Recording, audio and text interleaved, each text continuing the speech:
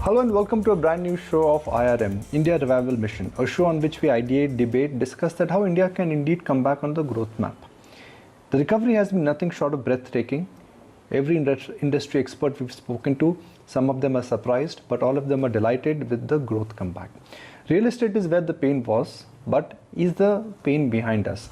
If one looks at the latest registration data in cities like Mumbai, things are looking upbeat.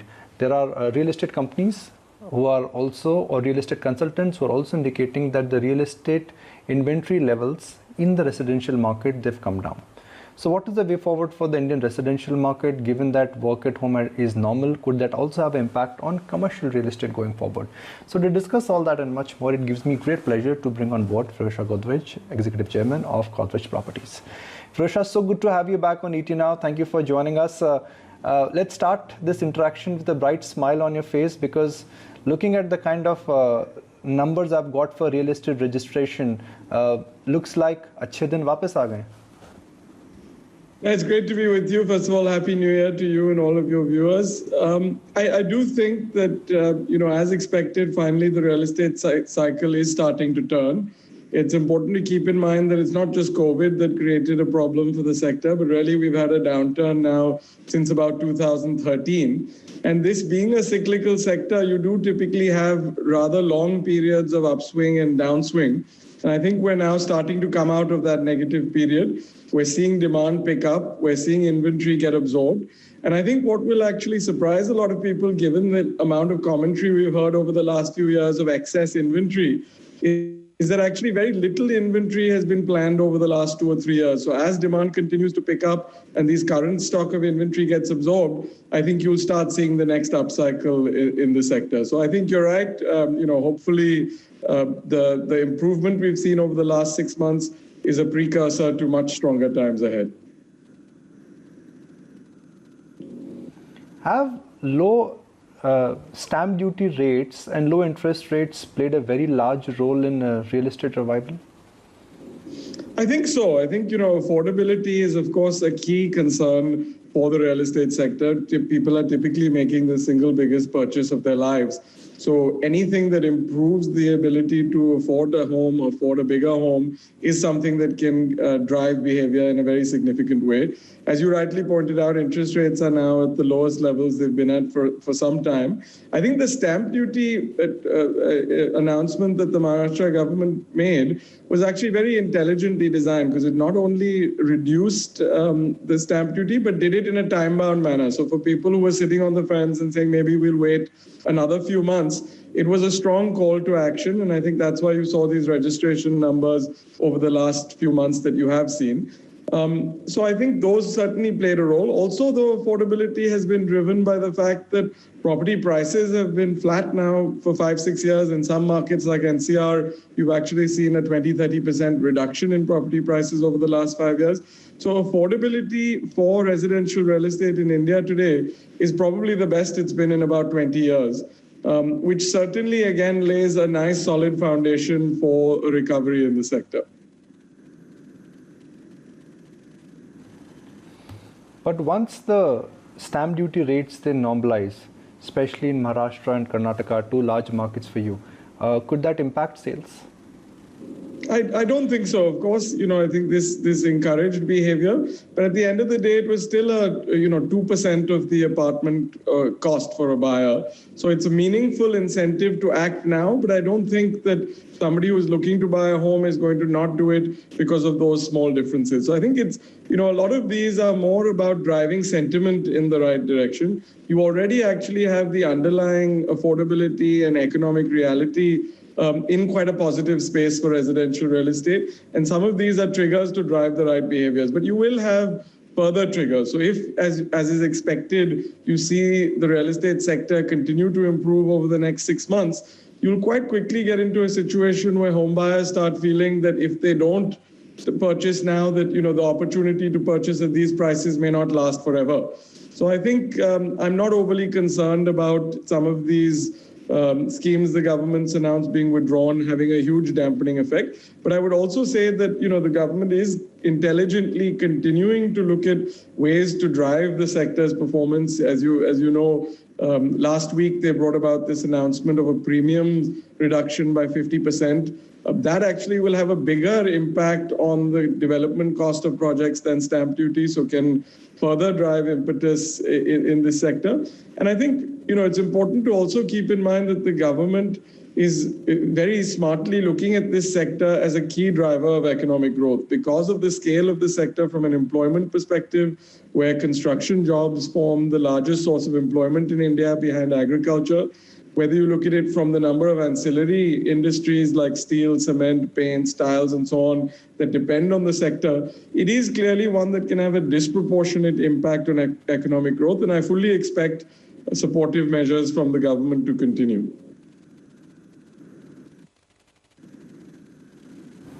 What could be those supportive measures? Because you already have a stamp duty benefit which state governments have rolled out. At the central level, you do have an advantage if you are buying a home, advantage when it comes to home loan and saving taxes. What else could come in?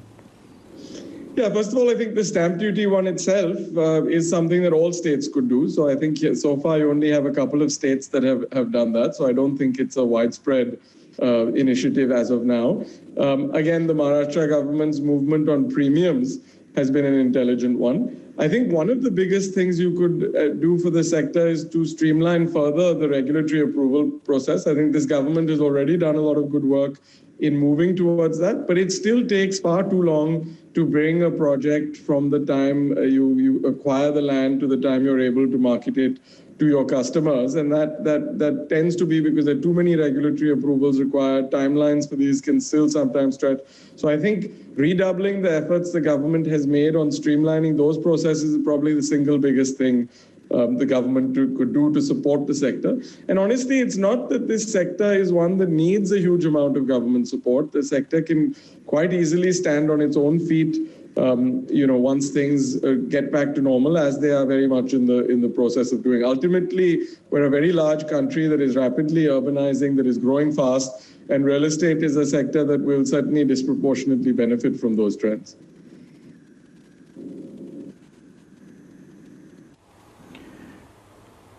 Specifically on inventory levels for the industry and for Godrej Properties, what exactly has changed in the last 3 to 6 months?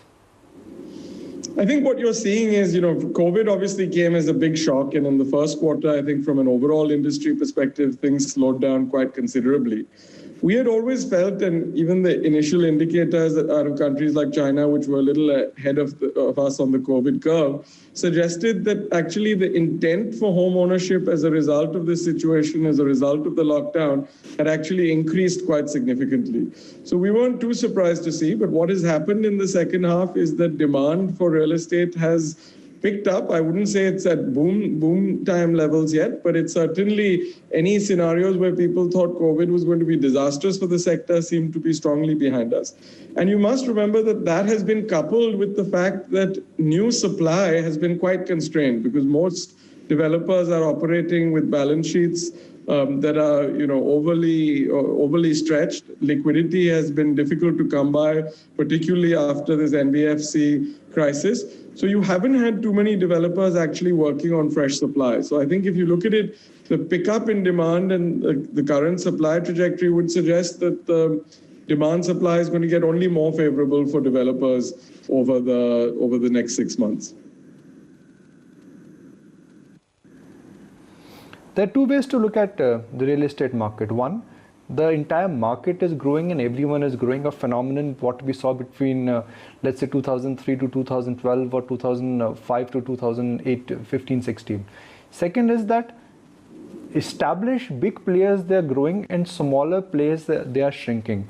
What scenario do you foresee in coming years? No, I think, the consolidation that's been happening in the real estate sector, I think will continue to happen and has a long way to go. Because if you think about it, it's a sector that's a very large sector, but exceptionally fragmented. I think, Godrej in India has something like over 10,000 members. And I think that logic for that level of fragmentation probably doesn't exist. Leading developers' market share for, if you look at it on a pan-India basis, is in the low single digits. And I think the advantages that leading developers have in terms of customer confidence on their ability to deliver access to capital, whether debt or equity, at far preferential terms to most of the sector, these are differences that are tough to overcome. And I expect to see, therefore, this process of consolidation continue to gather momentum and leading developers' market share to rise very considerably from current levels, as has been the case in almost every country that has gone through this period of economic growth. If I look at the footnote of your analyst presentation, November 2020, I'm going to quote some things from there. From an earnings outlook, the outlook for the current fiscal is poor with limited project completion due to huge construction disruption. Can I say that in all probability that's history now, and next time when we hear you, it's going to be a much more optimistic and a much more brighter outlook? Yes, absolutely. Though I think the fact that FY21 will have subdued earnings is a fact, and that is because in the sector now the accounting standard has changed such that you can only book revenue from projects that are completed within a year. Now we lost somewhere between 5 to 6 months of construction with the lockdown and the construction labor moving out of cities, and by the time they came back. So it is a fact that I think construction completions this year will be lower, and therefore the P&L will be hit. But you're absolutely right that these construction setbacks are now behind us. We, even at the end of the second quarter, were back to our pre-COVID levels, in fact, higher than that. I'm happy to report that, in the third quarter, although we haven't published our results yet, our net cash flow and operating collections were much higher than in the first half. So I think you're seeing things completely back to normal. In fact, in many ways, we're expecting construction timelines to improve going forward. Given that our steel, RCC, cement, commodity prices, which in a sense also have been in a lull, they've gone higher. How would you manage it? I think this is a concern, and we're hopeful that this trend of commodity price increases doesn't continue. But ultimately, if it does tend to continue, I think it will mean that we're in a more inflationary environment with overall growth being quite strong, which probably indicates that these cost escalations can also be passed on to customers eventually. That's not what we obviously hope to see. We hope to see prices remain within a tighter band on some of these commodities. But I think if that continues, it would indicate a stronger economic trend, which in turn would probably allow us to pass those cost escalations on.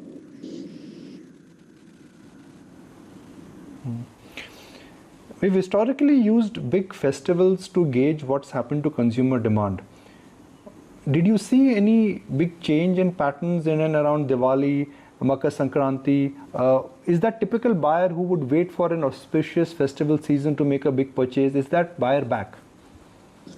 I think that, buyers in general are back. I think overall the festival period went quite well, and this past quarter was obviously an important one for the sector. But I can tell you from, Godrej Properties numbers that we don't see the sector at all dependent on this festival quarter. For instance, we actually think the current quarter is going to be one of our best ever quarters, and that we'll see a lot of demand for the new launches we're planning. So I think at least at the company level, the bigger driver of sales tends to be when projects are getting launched, because that does tend to be a big initial boost to sales numbers. And we have, we think, a record number of launches planned over the next 6 months. So quite hopeful to see a robust number of sales during this period. When you say robust launches, did you plan these launches before COVID as well, or your confidence for these launches has only come in last 3 months and you added more to your launch pipeline? No, I think the timing of launches for us in this case, and as has always been the case, is linked to the timing of receipt of regulatory approval. And we were a bit delayed in getting some of the regulatory approvals that we had hoped to get in earlier quarters this year, because of COVID, first due to the lockdown, then because, government departments were focused on other priorities rather than this. So I think it's more linked to that. We actually have seen a very strong year for sales already. The teams actually did an excellent job in framing the right offers to customers. And even in Q1, in the midst of the very harsh lockdown we were all in, we actually saw year-on-year sales that quarter grow by as much as 70%. So I think, it's not that we were holding back these launches because of COVID. Even at the height of COVID, we were doing good sales. But because of these regulatory approvals delays, these launches have gotten a bit bunched up. And the teams are now, with the end of the financial year approaching, all set to do everything possible to make these launches huge successes. How far are you away from taking a price hike in your projects? Because demand first will drop down inventory levels and then the pricing power comes back. Are you in a position to hike prices now? Yes, in some projects we have already done that. So I think it's a little bit more a project by project and city by city discussion. And we have looked at that already in some of our projects. But I don't think yet from an industry perspective, or even if I was saying across the board at Godrej Properties, there's been a decision that, the market is now supportive of price hikes. So we'll keep a close watch as and when we see opportunities on projects where demand is strong. We've already been doing that and we'll continue to do so. But I think your question, highlighted a very valid point, which is sometime over the next year or two, depending on how things progress, I do expect the sector overall to see a reasonably meaningful price escalation. As I mentioned in one of the earlier questions you'd asked, property prices have now been flat for really since about 2013-14 on a pan-India basis. If you look at inflation-adjusted pricing, therefore prices are actually much lower than they were during that period. People's incomes have been rising during this period. So I think really what's been missing is strong economic growth on the one hand and consumer sentiment towards the real estate sector on the other hand. We think we're seeing now the early signs of both of those shifting. And if these trends continue, certainly I think you'll see both demand in terms of volumes as well as pricing in the sector improve significantly over the next couple of years. We focused on the consumer aspect. With the real estate company, there are two aspects. One is the consumer aspect, behavioral aspect, and now let's shift to the shareholder aspect. So if let's say, understand the current positioning of Godrej Properties for shareholders, can I say that FY22 and 23 are going to be J-curve years for Godrej Properties because you can increase pricing and demand is coming back. So operating leverage will kick in, and on top of that, it's a price hike. It will straight away hit your bottom line. We do expect these couple of years and the period beyond to be a very good period for the company. I think a few different things will play into that. One, as you pointed out, I think the sectoral trends are finally turning favorable. Perhaps from a Godrej Properties perspective, though, even more importantly than that, we've been doing a lot of work internally to sort of get ready for this phase by adding a large number of new projects. So we've added 50, 60 million square feet of new projects to the company's portfolio over the last 2 or 3 years at what we think are attractive terms because of the distress the industry was facing. And a lot of these projects will have already been launched, obviously, over these last few years, but a lot of them will come over these next 2 years. So I expect, as you rightly said, this period to be very strong from a sales growth perspective and even stronger from a net cash flow generation and operating profit perspective. So we do hope to, significantly escalate the scale of the company over these next couple of years. Where is commercial real estate headed? We can endlessly argue whether work at home is new or whether work at home is not going to sustain after vaccine rollout. But there is a disruption in the commercial real estate. Simply looking at when a Google says, I'm moving employees to work from home. When a TCS says, I'm happy with 97% of my workforce working from home. Where is the future of commercial real estate? No, it's a great question, and honestly, the jury is out. If I had to take a guess, I'd say we're not moving to a world where everyone works from home permanently. I think doing something for 6 months is very different than doing it from 6 years. You're already seeing a lot of companies moving back towards offices. What I expect to see is that employers, progressive employers who want to do what's in their employees' best interest, which I think hopefully is the majority of employers out there, will try to come up with hybrid solutions where people have much more flexibility to choose to work from home a certain number of days in a week or a month, so they can set what works best for them. But I think it's very hard to imagine a world where offices don't exist at all, and I don't think that's what we're heading towards. What that does for commercial space requirements, again, is a little unclear. On the one hand, you have perhaps less need for space if a certain portion of employees are working from home for some part of the week. At the other hand, you have now quite a bit of a push towards larger per person spaces in the office and the idea of not cramming people together too closely. So how all of this plays out remains to be seen. I would say of the two major asset classes in the real estate sector, from a Godrej Properties perspective, we're certainly focused much more on the residential space. But I do think the opportunity for commercial real estate is going to be very strong. You've had a sort of challenging year, but I think if you look at sort of a 3 to 5 year horizon, again, I think the sector will do very well.